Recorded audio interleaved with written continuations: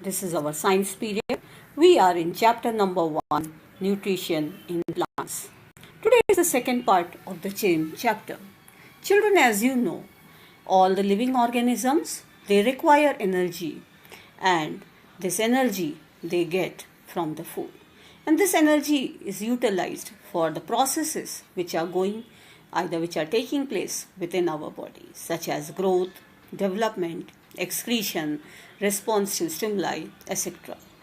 This energy comes from the other two life sustaining processes, such as nutrition and respiration. The process of intake of the food for the proper utilization in the body is termed as nutrition. All the living organisms, whether plants or animals, require food. There are different modes of nutrition. So, living organisms have been broadly classified into two, autotroph and heterotrophs. Accordingly, they have been classified for the mode of nutrition also as autotrophic mode of nutrition and heterotrophic mode of nutrition.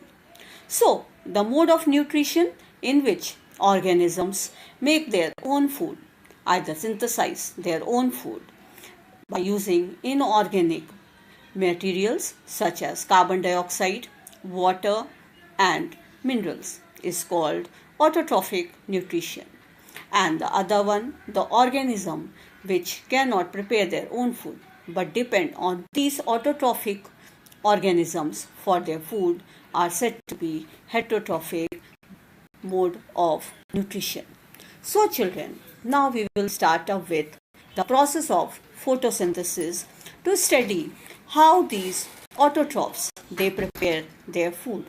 So children, as you know, photosynthesis is a process by which green plants make their own food in the presence of sunlight and chlorophyll, using water and carbon dioxide along with the minerals.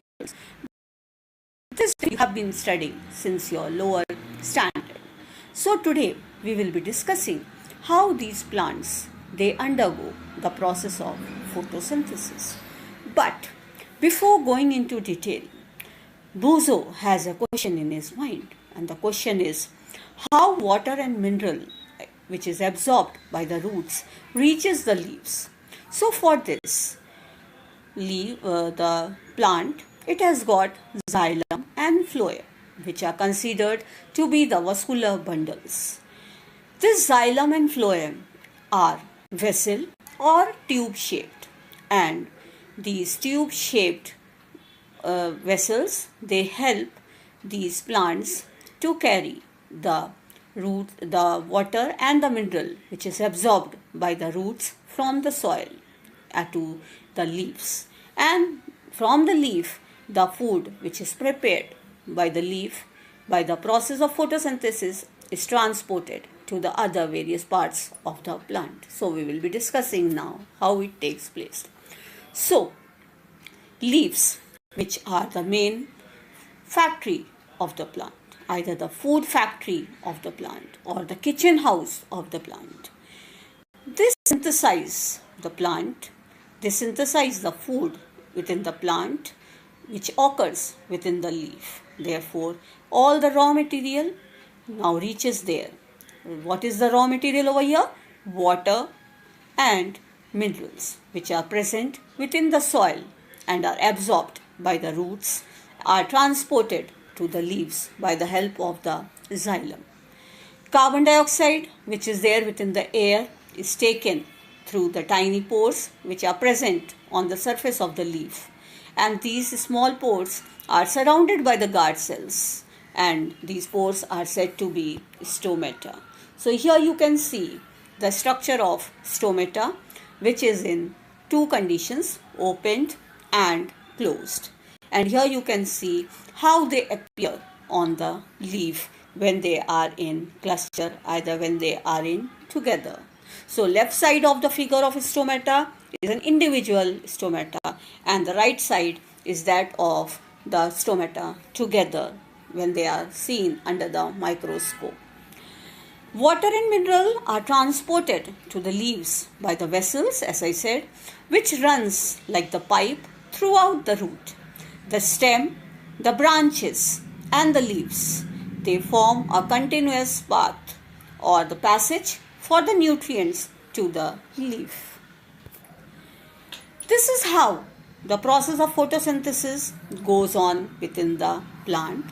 So, the leaf, which contains the chlorophyll, take in carbon dioxide and water and undergo the process of photosynthesis in the presence of light and chlorophyll and release out oxygen and glucose. So this is how the process of photosynthesis takes place, and this is the diagrammatic representation of the same.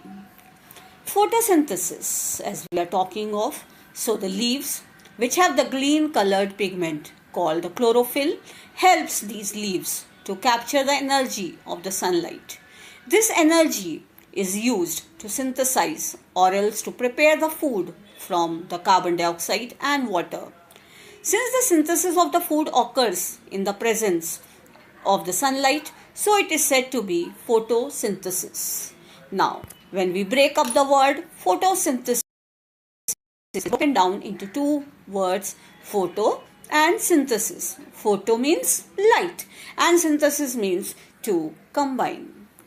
So we can find that this chlorophyll, sunlight, water and carbon dioxide, which are necessary to carry out the process of photosynthesis, plays a very important role. It is a unique process on the planet Earth. The solar energy which is captured by this leaf is stored within the plant in the form of the food, and thus sun is also said to be the ultimate source of energy for all the living organisms, whether plant, animals, etc. Now the question comes up, can you imagine a life on the earth if the process of photosynthesis is not there? So children, the answer for the same is, in the absence of photosynthesis, there would not be any food. So the survival of all the living organisms, whether directly or indirectly, which is depending on this food, which is made by the plant, will not take place. So beside this oxygen, which is also essential for the survival of all the living organisms, during the process of photosynthesis, the life is impossible. So photosynthesis plays a very important role. During the process of photosynthesis, the chlorophyll, which are contained within the cell of the leaves and which in the presence of sunlight use this carbon dioxide and water and synthesize the carbohydrate, which is in the form of starch. Which is in the form of glucose. A process now can be represented in the form of an equation. So the equation over here is 6CO2 plus 6H2O gives 6C6H12O6 plus 6O2.